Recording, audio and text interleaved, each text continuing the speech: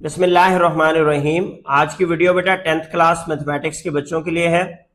Exercise number 4.3 functions and graph से question number 1 से लेकर क्वेश्चन नंबर 8 तक कंप्लीट सॉल्यूशन इस वीडियो में आपको पेश किया जाएगा। एक्सरसाइज नंबर 4.3 के बेटा क्वेश्चन नंबर 1 में आपको कहता है a function b of t is equal to 5000 plus 200 into T represent the total balance in rupees कि बी किसको रिप्रेजेंट कर रहा है बेटा? बैलेंस को, कि आपके पास पैसे कितने आफ्टर टी मंथ्स, और टी किसको रिप्रेजेंट कर रहा है? टाइम इन मंथ्स को। कहते हैं what will be the balance after 6 month, 6 महीने बाद बैलेंस कितना होगा, कितने पैसे होंगे। तो आप क्या करेंगे, जस्ट इस मॉडल में टी की वैल्यू को क्या रिप्लेस कर देंगे? 6, put T is equal to 6 और फिर इसका सोल्यूशन निकालेंगे। तो क्वेश्चन नंबर 1 में देखें बेटा, मॉडल बैलेंस का क्या दिया है? Balance of T is equal to 5000 plus 200 T. अब उसने कहा था 6 मंथ्स लें, तो आपने क्या लिखना है? Put T is equal to 6। जब आप टी को 6 पुट करेंगे इस इक्वेशन में, तो ये बन जाएगा B of 6 is equal to 5000 plus 200 into T की जगह बेटा आ जाएगा 6। अब आपने क्या करना है? 5000 प्लस 200 को 6 से मल्टीप्लाई करें बेटा, क्या आता है? 1200। 5000 में 1200 को ऐड करें तो क्या आंसर आ जाएगा? 6200। तो आफ्टर 6 मंथ्स उस शख्स के पास बैलेंस कितना होगा बेटे? 6200 रुपीज होंगे 6 महीने के बाद इस मॉडल के तहत, 5000 प्लस 200 टी के तहत। क्वेश्चन नंबर 2 में बेटा आपसे कहता है अ फंक्शन एफ ऑफ के इज इक्वल टू 150 प्लस 20 के represent the total fair in rupees. Fair कहते हैं बेटा किराए को, कि एफ जो फंक्शन है यहाँ पर एफ ऑफ के, ये आपको टोटल किराया बता रहा है फॉर के किलोमीटर्स। अगर आपने जो टैक्सी करवाई है, जो रिक्शा करवाया है, उसके नंबर ऑफ किलोमीटर्स को किससे रिप्रेजेंट कर रहे हैं? के से। How much will be the fair for 12 kilometre ride. तो आपने क्या करना है? के किलोमीटर्स की वैल्यू, के की वैल्यू को पुट करना है 12, तो आपके पास फेयर आ जाएगा 12 किलोमीटर आप टैक्सी पे आपने सफर किया, तो आपके पास कितना किराया बनेगा? अगर किलोमीटर की वैल्यू कितनी हो? 12, तो के को रिप्लेस करेंगे बेटा 12 से इसमें। अब क्वेश्चन नंबर 2 में बेटा आपके पास फेयर का मॉडल, किराए का मॉडल क्या दिया गया है? 150 प्लस 20 इंटू के, और के की वैल्यू उसने कहा how much will the fare be for a 12 kilometre ride. तो आप क्या पुट करेंगे? Put K is equal to 12, 12 kilometre ride का आपने किराया निकालना है। तो एफ ऑफ 12 निकालेंगे बेटा। एफ ऑफ 12 किसके बराबर आ जाएगा? 150 प्लस 20 मल्टीप्लाई बाय के की वैल्यू क्या है? 12। तो ये आ जाएगा बेटा आपके पास 150 प्लस 12 टू 24, 7 जीरो आ गया। 150 में 240 को ऐड करेंगे, कितने रुपीस फेयर आ जाएगा आपके पास? फेयर आ जाएगा बेटा 0, 4 प्लस 5 9 और 1 प्लस 2 3, तो 390 रुपीज जो है वो आपके पास क्या आ जाएगा? फेयर आ जाएगा। क्या लिख सकते हैं? रुपीज 390। ठीक है, अगर यहां ना भी रुपीज लिखना चाहे तो इधर लिख दें कि fair will be rupees 390। Question number 3 में बेटा आपसे पूछा गया है the cost of manufacturing fancy sofa set, कि आप एक फैंसी सोफा सेट बनवा रहे हैं और उसका खर्चा कितना आता है?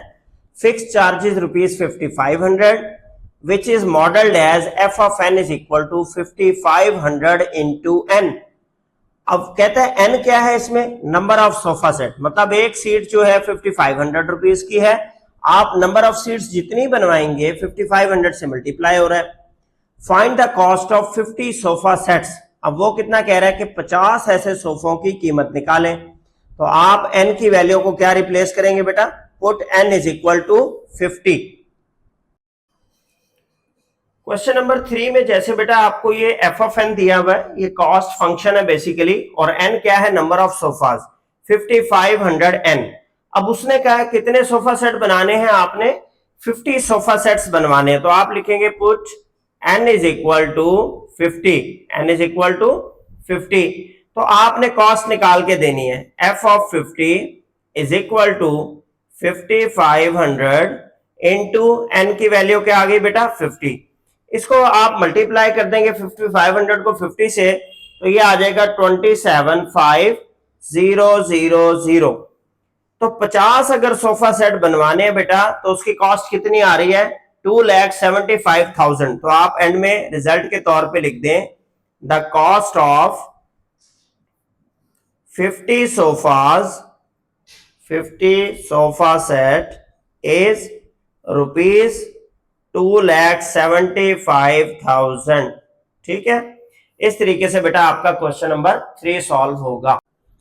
क्वेश्चन नंबर 4 में बेटा आपसे कहता है a function t of d is equal to d/60 represent the time t in hours to travel a distance d kilometre. कि d जो है वो डिस्टेंस इन किलोमीटर है और t फंक्शन जो है वो घंटों में आपको वक्त निकाल के देता है कि इतने किलोमीटर आपने इतने घंटे में ट्रेवल किए। How long will it take to travel 180 kilometre. तो कहता है अगर d की वैल्यू, डिस्टेंस की वैल्यू 180 किलोमीटर हो तो कितना टाइम लगेगा घंटों में। तो आपने क्या करना है, put d is equal to 180। अब क्वेश्चन नंबर 4 में बेटा आपको कहा गया है, फंक्शन दिया है टाइम और डिस्टेंस का relationship, time of d is equal to d/60 hours, और उसने कहा है कि 180 किलोमीटर के लिए आप निकालें how long will it take, कितना टाइम लगेगा। तो आपने डिस्टेंस कितना लेना है, 180 किलोमीटर। तो d इज इक्वल टू क्या लेंगे आप, 180। तो t ऑफ 180 मालूम करना है आपने। जब आपने वैल्यू पुट की, ये आ गया 180 डिवाइडेड बाय 60, और यहां क्या लिख देंगे, आवर्स। 60 से 180 की कटिंग क्या करेंगे तो आपके पास क्या आ जाएगा बेटा, 3 आवर्स। इसका मतलब यह है कि इस फार्मूले के तहत, इस मॉडल के तहत अगर 180 किलोमीटर सफर तय करना हो तो 3 घंटे लगेंगे। सो 3 hours will take to complete 180 kilometre. 180 kilometre मुकम्मल करने के लिए 3 घंटे लगेंगे इस मॉडल के मुताबिक।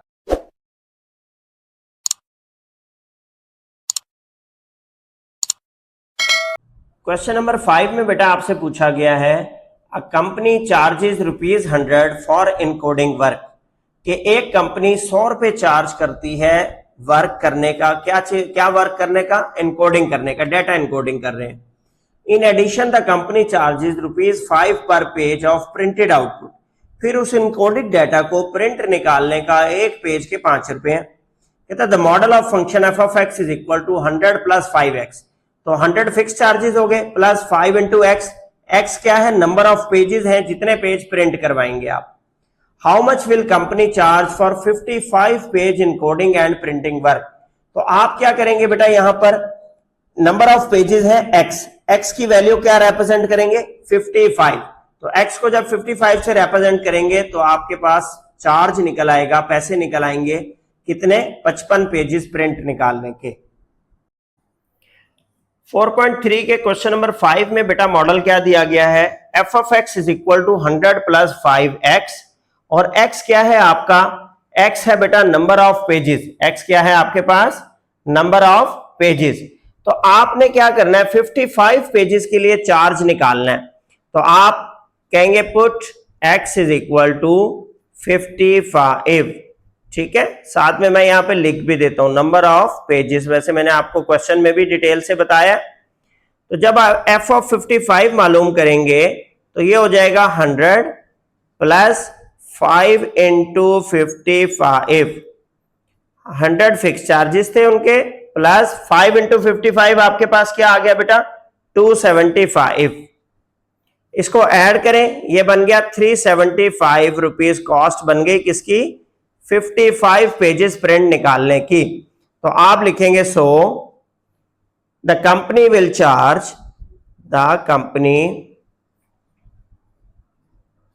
Will charge ₹375 for printing 55 pages, for printing 55 pages. अगर आप 55 पेज उसमें से प्रिंट करवाएंगे तो वो आपसे कितने पैसे लेंगे, 375 रुपीज। क्वेश्चन नंबर 6 में बेटा आपसे कहा गया है a chemical reaction is stable at 37 degree centigrade. एक रिएक्शन है जो कि 37 डिग्री सेंटीग्रेड पर स्टेबल रहता है। The process must be stopped if temperature deviates by more than 2.5 degree centigrade. अगर आपका टेम्परेचर जो है 2.5 डिग्री सेंटीग्रेड से ज्यादा डेविएट होता है, मतलब उसकी ज्यादा वैल्यू चेंज होती है 2.5 डिग्री सेंटीग्रेड से, तो आपको ये प्रोसेस रोक देना चाहिए। तो इस कंडीशन को कैसे मॉडल में लिखेंगे? T-37 इज ग्रेटर देन 2.5, तो टेम्परेचर -37 डिग्री सेंटीग्रेड का मॉडुलस इज ग्रेटर देन 2.5 हो तो फिर आपको प्रोसेस रोक देना चाहिए। कहता for what temperature value must the process be stop. क्या वैल्यू निकलेगी इसकी, आप बताएं कि कितनी ज्यादा से ज्यादा वैल्यू पे इसे रोक देना चाहिए, कितने कम से कम वैल्यू पे रोक देना चाहिए।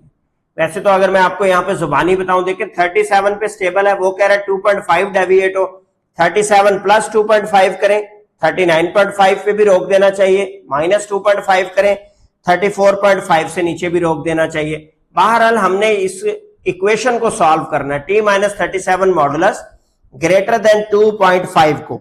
इसको जब आप सॉल्व करेंगे तो दोनों वैल्यूज आपके पास आ जाएंगी। अब बेटा क्वेश्चन नंबर 6 में देखें, उसने कहा था कि 2.5 डिग्री सेंटीग्रेड अगर डेविएट हो जाए टेम्परेचर तो आपने प्रोसेस को स्टॉप करना है। अब चाहे +2.5 हो चाहे -2.5, तो इसलिए हमने मॉडुलस ले लिया कि मॉडुलस के साथ एक बार प्लस भी ओपन होता है और एक बार माइनस भी होता है।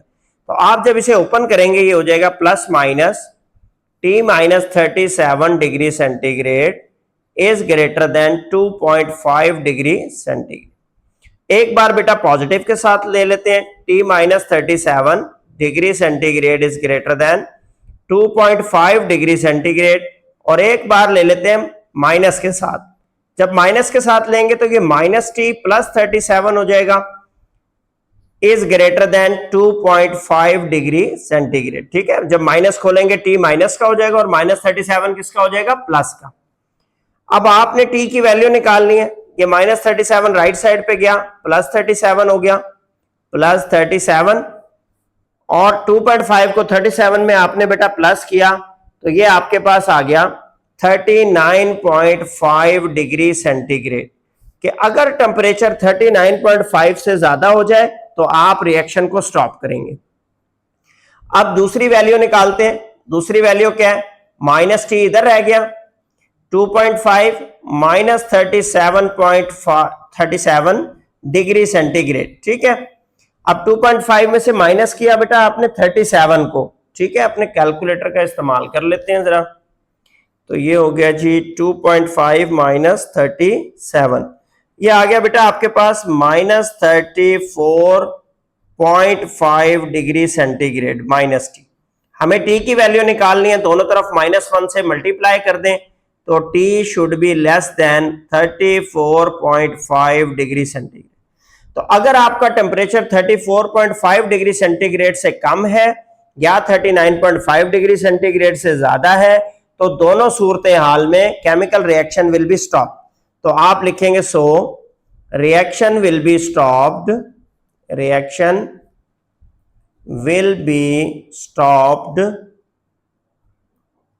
If temperature T is less than 34.5 degree centigrade और ग्रेटर देन 39.5 डिग्री सेंटीग्रेड। इस तरीके से आप बेटा क्वेश्चन नंबर 6 का सॉल्यूशन निकालेंगे।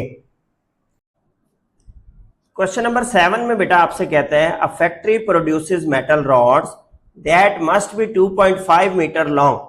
एक फैक्ट्री जो है मेटल रॉड्स सरिया जनरेट करती है, 2.5 मीटर लंबे रॉड्स हैं, with a tolerance of ±0.04 metre. अच्छा, उसकी लंबाई में कितनी कमी बेशी हो सकती है? ±0.04 मतलब इतना ज्यादा या इतना कम। Absolute value inequality model this. तो इस कंडीशन को मॉडल करके आपको दे दिया गया कि modulus of x - 2.5 is less than equal to 0.04। तो क्या रेंज निकलेगी एक्सेप्टेबल लेंथ की? आपने बेसिकली बेटा सिर्फ इस इनइक्वालिटी को सॉल्व करना है, जो वैल्यू रेंज आएगी वो आपकी एक्सेप्टेबल रेंज लेंथ होगी। क्वेश्चन नंबर 7 में बेटा उसने आपसे कहा था कि x minus 2.5 modulus is less than equal to 0.04। ये एब्सोल्यूट वैल्यू जो है ये मॉडल को रिप्रेजेंट करती है। टॉलरेंस की रेंज क्योंकि थी प्लस माइनस 0.04, तो आपने एक्सेप्टेबल रेंज निकालनी है लेंथ की। इसको हम सॉल्व करेंगे। आपने क्या किया, plus minus x minus 2.5 is less than equal to 0.04। एक बार बेटे प्लस के साथ खोल लें, x minus 2.5 is less than equal to 0.04, और एक बार माइनस के साथ ओपन कर लें, minus of x minus 2.5 is less than equal to 0.04। जब यहां सॉल्व करेंगे x is less than equal to 0.04, minus 2.5 जाके प्लस 2.5 हो गया।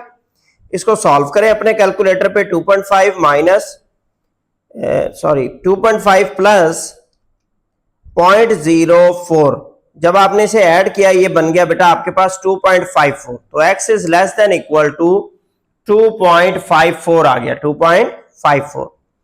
इसी तरह राइट साइड पे आपके पास जब ये माइनस अंदर मल्टीप्लाई हुआ, माइनस x प्लस का 2.5 is less than equal to 0.04।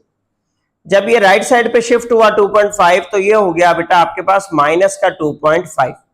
तो ये क्या आ जाएगा आपके पास 0.04 माइनस 2.5, तो ये आ गया बेटे आपके पास माइनस का 2.46, और इधर क्या बचा हुआ है माइनस x। अब हमें x की वैल्यू चाहिए, दोनों साइड माइनस से मल्टीप्लाई किया तो आपकी इनइक्वालिटी बदल गई ग्रेटर देन में 2.46। तो आप लिखेंगे एक्सेप्टेबल रेंज लेंथ क्या है, फिर इसका मतलब acceptable length is x is less than equal to 2.54 and greater than equal to 2.46। इस तरीके से आपकी ये एक्सेप्टेबल रेंज लेंथ आ गई रॉड की, स्टील रॉड जो वो प्रोड्यूस करती है कंपनी। क्वेश्चन नंबर 8 में बेटा आपसे कहते हैं अ machine part must be align so that it centre is exactly at 0, कि एक मशीन को जब आप टेबल पे रखें तो ऐसी अलाइनमेंट करें कि उसका सेंटर हमेशा 0 पे आए। If it shifts more than 0.1 millimetre the part is rejected. अगर 0 से वो 0.1 मिलीमीटर से ज्यादा शिफ्ट हो गया, आगे हिल गया, तो पार्ट रिजेक्ट हो जाएगा। The model is given by modulus x is greater than 0.1। तो ये उसने उसकी मॉडल खुद बना दी है। What position of the centre cause rejection, तो आपने इसकी वैल्यूज निकालनी है, ठीक है। जो इसके आंसर आएंगे modulus of x greater than 0.1 के, तो वो आपके रिजेक्शन के केस बन जाएंगे, ठीक है। एक्सरसाइज 4.3 के बेटा क्वेश्चन नंबर 8 में उसने आपको मशीन के पुर्जे की अलाइनमेंट बताई थी कि 0 पे होनी चाहिए। मॉडल कहता है 0.1 mm शिफ्ट हो जाएगा तो मॉडल उसे रिजेक्ट कर देगा। तो वैल्यू उसने मॉडल की खुद दी थी, modulus of x greater than 0.1। Just आपने इसको सॉल्व करना है। तो आपने एक बार प्लस x ले लिया और एक बार माइनस x ले लिया ग्रेटर देन 0.1। तो ये आपके पास बेटा एक बार पॉजिटिव x के साथ ले लें ग्रेटर देन 0.1, एक बार आप नेगेटिव x के साथ ले लें ग्रेटर देन 0.1।